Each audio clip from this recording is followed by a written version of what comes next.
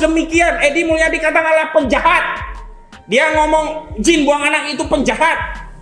Oke, enggak apa-apa. Tapi kenapa penjahat lainnya tidak diperlakukan sama? Pertama, Risma ancam pidanakan ASN tak becus ke Papua. Publik bereaksi. Sudah banyak yang protes terhadap Risma. Tidak diproses. Apa karena dia kader PDIP? Puan Maharani dilaporkan polisi karena dinilai hina Sumatera Barat. Tidak diproses hukum. Apa karena Puan Maharani PDIP, Ketua DPR RI? Dan yang paling jelas adalah Arteria Dahlan sudah dilaporkan ke polisi, tidak juga diproses-proses. Padahal ujaran yang disampaikan oleh saudara Arteria Dahlan lebih memenuhi kualifikasi menghina satu masyarakat adat tertentu, dalam hal ini masyarakat Sunda, karena spesifik menyebut bahasa Sundanya. Bahkan meminta kepada Kejaksaan Agung untuk mencopot Kajati yang menggunakan bahasa Sunda dalam suatu rapat.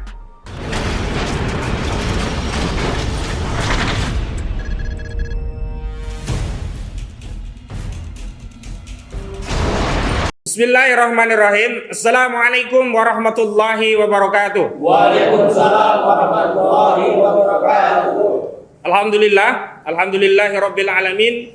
Wa bihi nasta'in ala umurid dunya waddin ala alihi wa sahbihi ajma'in, amma ba'd. Saudara-saudara sebangsa dan setanah air, kaum muslimin sekalian yang dimuliakan oleh Allah Subhanahu wa taala. Sungguh tidak ada satupun kejadian di muka bumi ini yang menimpa setiap makhluk Allah Subhanahu wa taala tanpa izin dan ridho dari Allah Subhanahu wa taala. Dan sebagai seorang mukmin, kita diminta oleh syariat kita, yakni Islam ini, untuk selalu husnuzon terhadap segala ketentuan yang telah ditetapkan oleh Allah Subhanahu wa taala. Alhamdulillah ala kulli syai', alhamdulillahi rabbil alamin. Pada akhirnya saudara kita, pengemban dakwah pejuang Islam, Bang Edi Mulyadi, karena aktivitas dakwahnya menyampaikan kalimatul haq inda sultanin jair, menyampaikan kebenaran di hadapan penguasa yang zalim, dapat kriminalisasi, dicari-cari kesalahannya, padahal hingga saat ini tidak ada satupun data-data yang dibantah oleh rezim ini terkait proyek IKN yang hanya memberikan keuntungan pada oligarki. Takbir. Karena itu kita harus memberikan sikap sebagai seorang yang punya komitmen dalam persaudaraan Islam. Sebagaimana Allah Subhanahu wa taala berfirman, "A'udzubillahi minasyaitonirrajim. Innamal mu'minuna ikhwah." Dan Rasulullah sallallahu alaihi wasallam bersabda, "Al-muslimuna akhul muslim. La yaslimuhu wa la yuslimuhu wa la yakhdhuluhu." Seorang muslim adalah saudara bagi muslim yang lainnya. Tidak boleh menzalimi, tidak boleh menyakiti, tidak boleh menyerahkannya kepada musuh. Dan kita dalam kesempatan kali ini, dalam press conference, dalam merespon status tersangka dan penahanan kepada saudara kita Bang Edi Mulyadi, ingin meneguhkan komitmen bahwa Bang Edi Mulyadi adalah saudara kita, bahwa Bang Edi Mulyadi adalah pejuang Islam yang sedang menyampaikan kalimatul haq, dan tentu saja kita punya kewajiban sekaligus tanggung jawab untuk membela beliau. Saudara-saudara sebangsa dan setanah air, kaum muslimin sekalian yang berbahagia, akhirnya kemarin 31 Januari 2022, wartawan senior FNN Bang Edi Mulyadi ditetapkan sebagai tersangka dan selanjutnya ditahan oleh Barreskrim Mabes Polri untuk 20 hari ke depan atas ujaran jin buang anak. Kemudian penyidik melakukan penyidikan, penetapan tersangka tadi berdasarkan ketentuan pasal 45A ayat 2, junto pasal 28 ayat 2 Undang-Undang Nomor 19 tahun 2016 tentang perubahan Undang-Undang Nomor 11 tahun 2008 tentang informasi dan transaksi elektronik.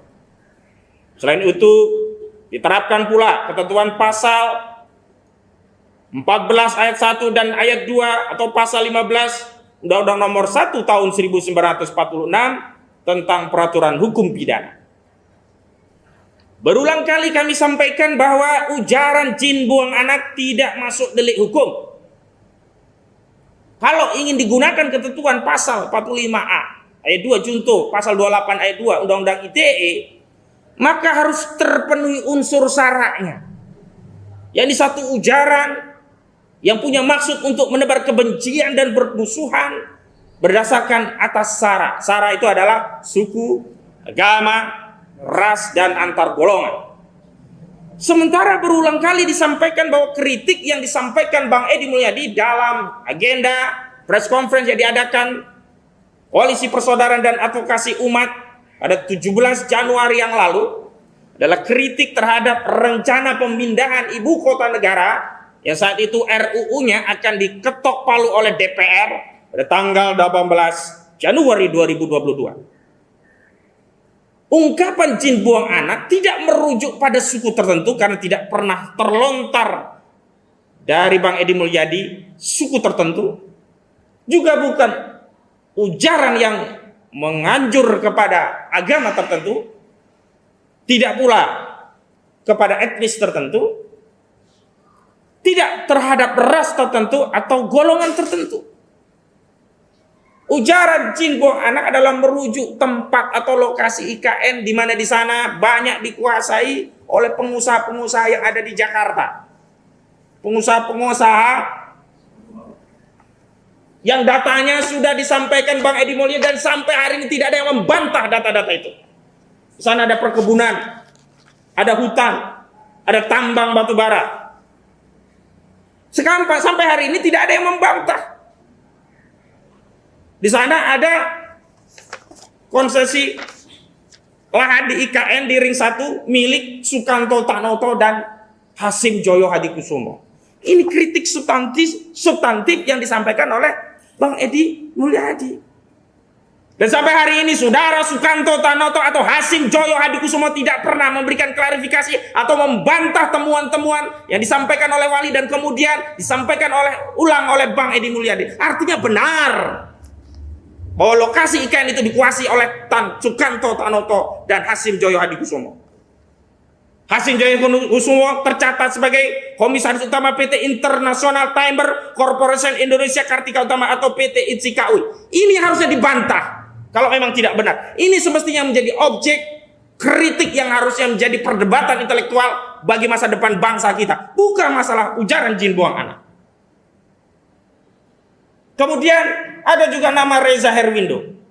Sampai hari ini tidak ada bantahan klarifikasi dari Reza Herwindo. Karena tidak ada bantahan maka benar apa yang disampaikan oleh Bang Edi Mulyadi yang juga mengutip hasil temuan dari Walhi dan sejumlah lembaga sosial masyarakat lainnya bahwa nama daripada Reza Herwindo tercatat dalam 3 perusahaan tambang batu bara yakni PT Eka Dwi Panca, PT Mutiara Panca Pesona, dan PT Panca Arta Mulia Serasi. Bantah kalau memang tidak benar. Selain itu, sekali lagi ada nama saudara Luhut Binsar Panjaitan. Kalau saudara Luhut Binsar Panjaitan tidak punya perusahaan batu bara di lokasi IKN yang baru, bantah. Sebagaimana saudara pernah membantah Haris Azhar terkait rencana eksplorasi tambang emas di Papua Intan Jaya, Blok Wabu. Sampai hari ini saudara Luhut Binsar Panjaitan tidak pernah membantah temuan data Wali bahwa memang dia punya tambang batu bara. Bahkan disebutkan sejumlah lubang batu bara menganga ditimbulkan oleh perusahaan batu bara milik saudara Luhut Binsar Panjaitan. Tapi kenapa persoalannya justru dialihkan kepada ujaran jin buang anak yang sejak dahulu tidak pernah ada masalah? Kalau memang jin buang anak itu jadi masalah, kawasan Ancol dulunya juga tempat jin buang anak.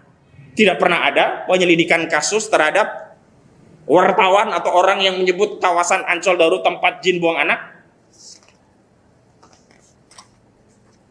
Ciputra, sulap kebun tempat jin buang anak jadi Pondok Indah. Tidak pernah ada yang melaporkan Ciputra. Kemang, tempat jin buang anak yang menjelma menjadi kawasan mentereng. Tidak pernah ada yang kemudian melaporkan orang-orang Kemang marah, dianggap tempat jin buang anak. Berawal dari tempat jin buang anak, Denai Lama kini jadi desa wisata. Tidak pernah menjadi kasus. Dari tempat jin buang anak menuju smart city. Artinya memang masalah Bang Edi Mulyadi bukanlah masalah jin buang anak, tapi kritikan beliau terhadap proyek oligarki yang akan menguntungkan segelintir orang dan akan menyengsarakan seluruh rakyat. Takbir. Allah. Saya juga ingin tegaskan sekali lagi bahwa kajian tentang proyek IKN yang akan membebani APBN ini sudah banyak dibahas oleh ahli pakar. Dan kalau kita bicara ujaran hoax, kebohongan yang menerbitkan keonaran, semestinya saudara Joko Widodo yang disidik dengan pasal hoax, karena sebelumnya dalam proyek IKN ini saudara Joko Widodo menyatakan tidak akan membebani APBN, tapi faktanya 55% proyek IKN ini akan didanai dari APBN, dan swasta maupun BUMN termasuk konsensi lainnya juga tanggung jawabnya ada pada pemerintah. Dan kalau tanggung jawab pemerintah baik oleh BUMN dan sebagainya itu juga kembali kepada negara, dan negara itu siapa yang membiayai? APBN. Dan siapa yang bayar APBN? Rakyat.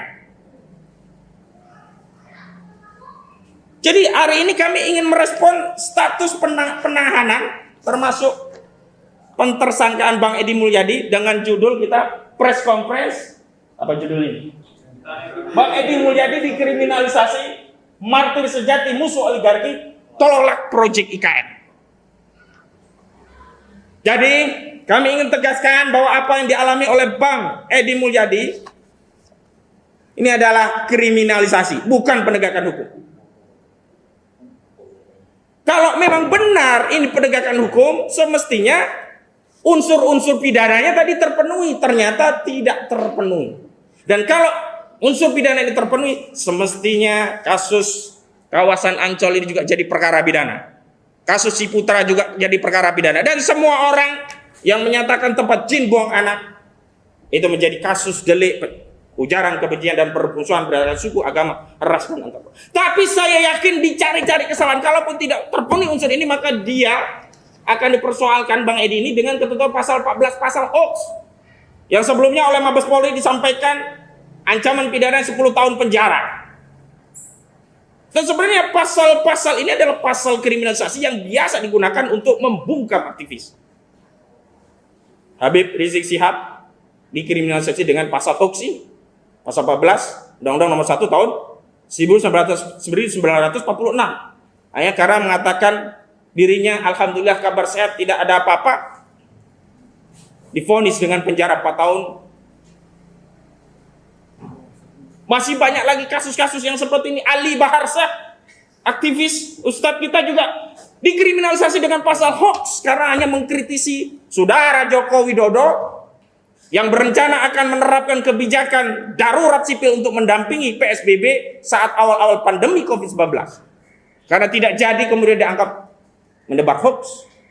Padahal sebelumnya juga ramai dianggap saudara Ali Baharsah ini melakukan penghinaan kepada presiden. Tapi karena pasal penghinaan tidak bisa diterapkan karena itu delik aduan, dicari-cari dengan pasal lain. Di antaranya adalah pasal hoax, pasal pidana sara ini.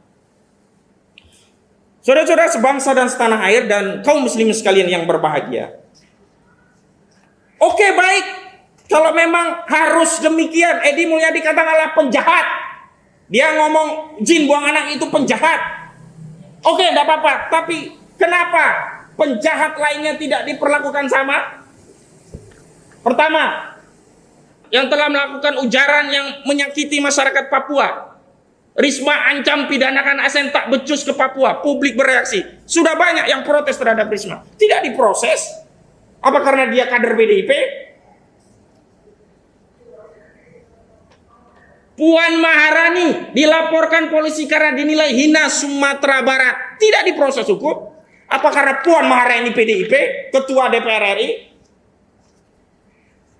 Dan yang paling jelas adalah Arteria Dahlan sudah dilaporkan ke polisi, tidak juga diproses-proses. Padahal ujaran yang disampaikan oleh saudara Arteria Dahlan lebih memenuhi kualifikasi menghina suatu masyarakat ada tertentu dalam hal ini masyarakat Sunda karena spesifik menyebut bahasa Sundanya. bahkan meminta kepada Kejaksaan Agung untuk mencopot Kajati yang menggunakan bahasa Sunda dalam suatu rapat.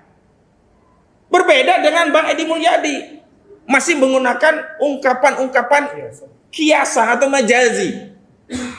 Kalau kita kembalikan kepada makna sesungguhnya, nggak ada jin buang anak itu. Semestinya kalau tersinggung ya jinnya itu yang bikin laporan polisi. Jinnya aja tidak tersinggung gitu loh. Kok manusia itu tersinggung? Dan saya ingin tegaskan sekali lagi,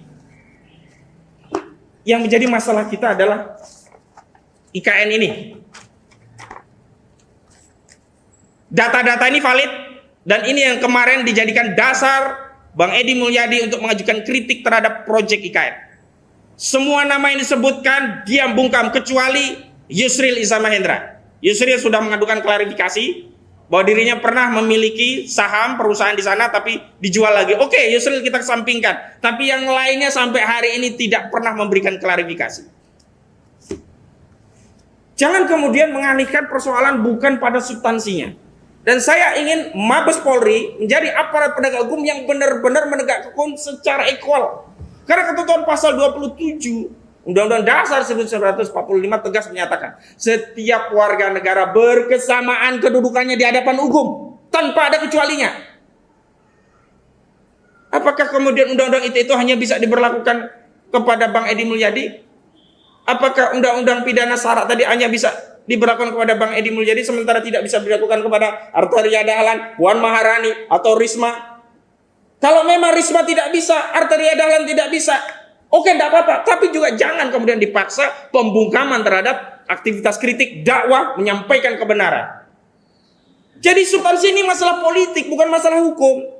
Di antara partai itu biasa mereka saling ledek, saling kritik, saling menggunakan ungkapan-ungkapan yang sifatnya majazi, tapi tidak pernah ditahan. Tapi kalau kepada aktivis, karena kita tidak punya kekuasaan, langsung dilaporkan, langsung ditahan. Apa ini tujuannya? Ingin membungkam semua aktivis, memberangus semua aktivis. Kalian tidak berani ya melaporkan sesama anggota partai, karena kalian sama-sama punya kekuasaan. Begitu kepada aktivis kalian benar-benar semena-mena, benar-benar kalian ini ya. Tapi insya Allah sebagai orang yang beriman, saya sudah komunikasi dengan Bang Edi Mulyadi. Insya Allah beliau ridho dan bahkan beliau semakin semangat dalam perjuangan. Dan titip pesan kepada saya untuk menyampaikan kepada seluruh kaum muslim untuk terus menyuarakan tolak proyek IKN, tolak proyek oligarki. Takbir. Allah. Beliau sampaikan ketika beliau di penjara, jangan pernah berhenti untuk menyuarakan tolak proyek IKN, tolak proyek oligarki. Takbir. Allah. Beliau titip pesan kepada kita agar tidak pernah lelah dalam menyuarakan kebenaran, tetap suarakan tolak proyek IKN, tolak proyek oligarki. Takbir. Allah. Demikian dari saya, selanjutnya nanti akan ada dari yang lainnya. Kurang lebihnya mohon maaf. Wassalamualaikum warahmatullahi wabarakatuh.